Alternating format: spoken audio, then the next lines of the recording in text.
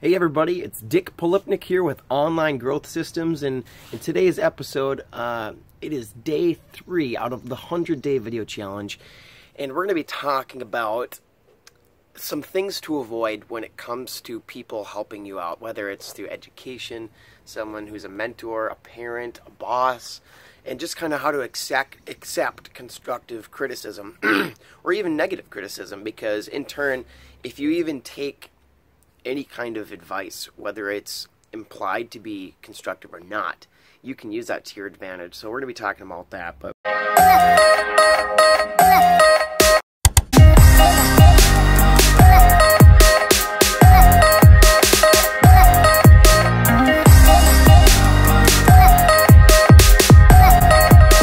before we dive into it, I always start out with a joke, or at least I try to. And so the other day I was thinking about, why is it that frisbees get larger when they come closer? And then it hit me.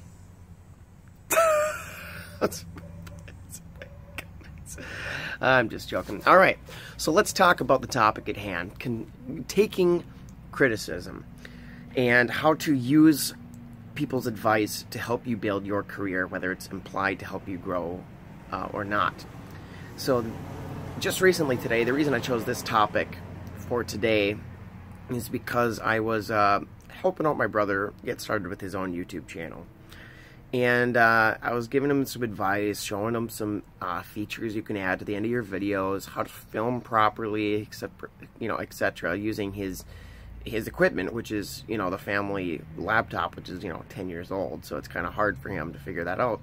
So I was helping him out, and he gets all defensive, like, well, I could have figured that out. But a minute earlier, he was complaining that he couldn't find a way to do the filming. So my advice to people who would be in a situation, and it could be more extreme, it could be your boss talking to you about a project that he thought you could have done better. It could be a husband or a wife, you know what I mean, talking about how they wish that you, I don't know, clean the cars once in a while, whatever it is. There's a couple of key things that you have to do to not only stay in the good graces of the other person, but to help yourself grow. And who knows, maybe that thing that they're asking you to change, you might not think is a big deal, but it could lead to an opportunity down the road. It could lead to a stronger relationship. It could lead to like a business deal. Let's say that your boss, who you think is an asshole, ends up going to another company, and then he gets this huge opportunity, and he calls you up and he said, you always took criticism and took my advice better than any of the other employees. I want you to come along with me in this journey in this startup. And 10 years later you become a millionaire because you were a shareholder in that company. You never really know. It's a lot of cars today. That's weird. You never know what opportunities are going to come your way from treating people with respect, really, and taking their opinion. And we're not going to dive into the opinion thing, like, oh, ignore people, ignore the haters. That's not what I'm talking about. I'm talking to people who have a legitimate reason to be talking to you about improving yourself. And let's dive into it. Item number 1, never say the phrase, I know. I just read a book, maybe a month or 2 ago. This is just, I try to get one gold nugget out of every book that I read, and I try to go through 3 books a week. And I don't remember which book this was from, but they had talked about, replace the phrase, I know, with, oh, I remember you telling me that. Because number 1, it gets the same point across that they can, if you don't want to waste their time, vehicles. You don't want them to waste their time, and you don't want them to waste your own time explaining something to you that could take 10 minutes that you already know. So it accomplishes the fact, when you say I know, of them finishing the explanation of whatever it is you already know. So it gets that accomplished, but it stays in their good graces because it acknowledges their knowledge. It acknowledges their comprehension of what it is that they're trying to tell you. So when you just think about it, if you say, I know, it's kind of rude, like, oh, I guess you really don't care what I have to say. But if you say, oh, I remember you telling me that, it gets the job that you want done, skips to the good part, right? The part in the next step. And it gives them a sense of reverence, like, I respect your opinion. Not only do I respect it, I remember when you told me that. So not only do I respect your opinion now, but I have in the past. So that leaves a huge rapport with those people. So that's another way. Why wouldn't you use that to your advantage? So that's number one. Don't use the phrase, I know. Replace it with, I remember you telling me that. Another thing to talk about is letting people